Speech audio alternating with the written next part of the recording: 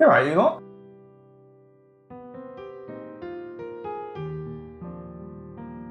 So this is new. I'm actually talking about books for once. We're getting back to the traditional roots of this channel.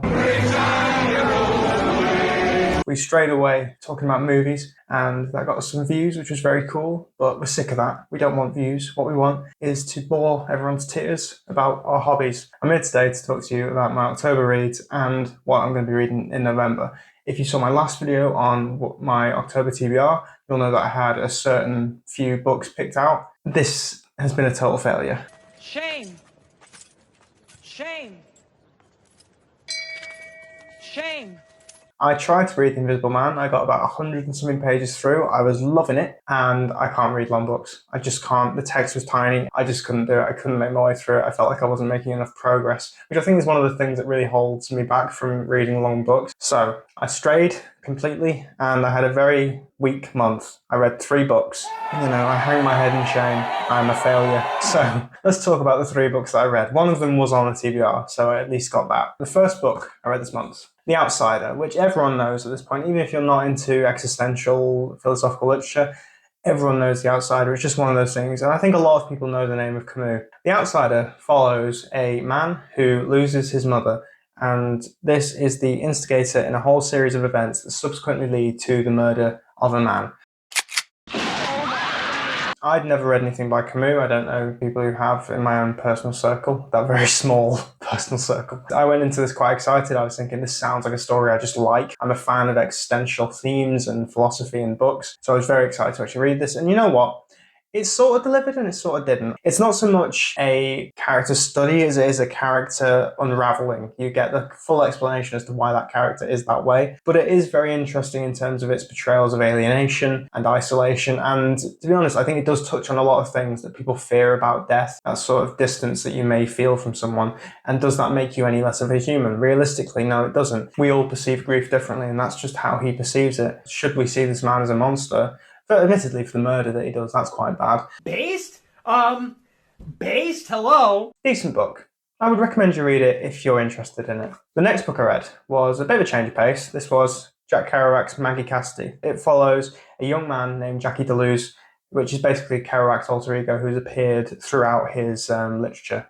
And it follows his inconsistent, sort of tempestuous love affair with Maggie Cassidy, the titular girl, who is just this sort of vision of loveliness in his head, and just everyone likes her, but the relationship between them is not exactly the perfect relationship, you know. Jack Kerouac's prose was something I wasn't used to, and I'd listened to an album that he'd made with a pianist, a jazz pianist, where he sort of recites these sort of improvisational sections of prose over top jazz piano, and it's really atmospheric and very nice.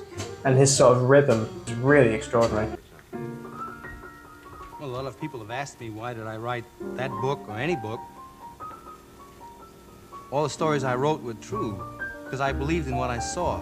I saw in the clouds huge and massed above the fiery golden desert of evenfall, the great image of God through halos and rolls and gold folds that were like the existence of a gleaming spear in his right hand, which saith, "Come on, boy, go thou across the ground. Go moan for man." You get a sense as to why they were called the Beat Generation, because their writing is so rhythmic. It took me a while to get used to it. His sort of spur-of-the-moment spontaneous poetry was something that took a bit to fully appreciate. About halfway through the book, I was totally sold on it. I was loving it. There are some things that he just says that are nonsense and come across as such. But when he hits on something that you would never think to say or write, it becomes so beautiful, especially in some of the descriptions of Maggie herself. And it's very affectionate. And I enjoyed reading it. It was a very nice read. I read it quite quickly. It's a very short book as well. It's less than 200 pages. I would recommend that book. I think it's Pretty good. and I'm excited to read more of Kerouac's work over time. Onto something completely different. This is John Waters' Liarmouth. Speaking of rich philosophical texts, Liarmouth tells us about a woman called Marcia Sprinkle who steals suitcases for a living. In this delightful John Waters stew, you've got radical trampolinists, political further, a talking cock. It's a very existential, philosophical book, and I really admire John Waters' conviction to tackling these very profound themes. I'm of course joking. John Waters is not a serious person. He is a master of bad taste, and this book is no exception. I think it's being made into a movie, and I can't wait to see that. That will be some movie. It's hard to really give an insightful review to this, other than if you like John Waters, you will very much enjoy this. If you don't like John Waters, you will absolutely despise this. It's not the most insightful thing you'll ever read. However, if you're going into it with that expectation, you're just going into it for the wrong reasons. It is just fun. So enjoy it. I'm now going to move on to my TBR because I have read so little that it will take up no time at all. And, this month I've lowered my expectations based on how badly I did in October. So we've got 4 books that I'm going to try and read. And I've already started on one of them because I planned on reading it this month. I just haven't got to it yet. So this book here is Percival Everett's James. This is a revision of Huckleberry Finn from the perspective of Jim the slave. I have not read Huckleberry Finn, so I don't know exactly how accurate this is to the source material. However, as someone who hasn't read it, I'm just coming at this from a complete outsider perspective. I'm finding this book really great. In spite of its subject matter, this is a really funny book, very entertaining and very, very compelling. And I'm really enjoying it so far. I'm looking forward to getting through that. I'm hoping to have it finished by the end of this week. Yeah, the next book I'm going to read, this is something that I've only bought very recently. And the same as quite a lot of books that I've got at the moment. I've been on an absolute spree recently. It's not very good for me. This book here, William S. Burroughs' Queer. I've recently seen the film adaptation of this. I saw it at the London Film Festival and I've made a video of my review there. So if you want to watch that, you can check it out. I bought the book promptly after seeing the film just because I was very curious as to how Guadagnino had changed things.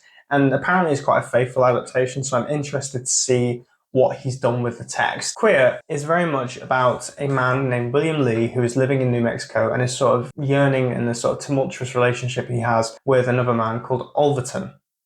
I think that's his name. Let's see.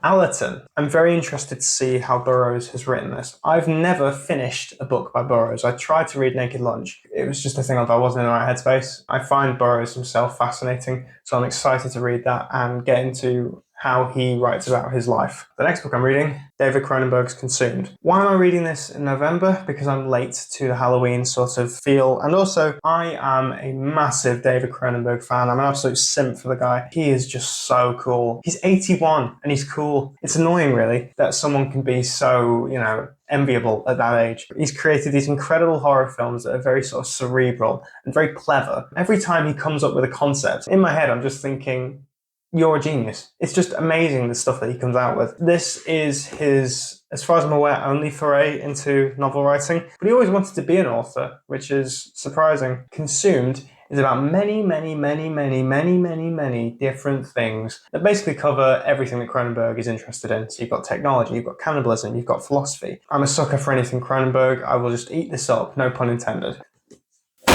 I just slammed it down. I was angry at myself for that joke. It was really bad. The final book that I've got on my TBR this month is this one here. This is Percival Everett's The Trees. So this book is set in Mississippi and it follows 2 detectives who travel to the rural area of Money. And whilst there, they're investigating a series of murders. At every murder, there is a second body which resembles Emmett Till, a young black boy who was lynched in that area about 65 years earlier. And this is something that isn't just going on in Mississippi, it's something that's happening all across the country. And it's about finding out what the hell's going on, really. From reading James, I just was intrigued. I just found his prose really engaging and his dialogue was very, very clever. A lot of his books tend to cover the area of racism and identity in America. So I'm excited to see how Everett writes murder mystery because I think not only will this be dark, I also think it will be very funny. And I've not read really a mystery book in ages. So that's all my October reads and that's my November reading list sorted. I am going to try and read a bit more next month because I've really let myself down. Thank you very much for watching. I hope you've enjoyed and I will see you next time and I've got a bit more to say hopefully. So thank you again. Bye bye.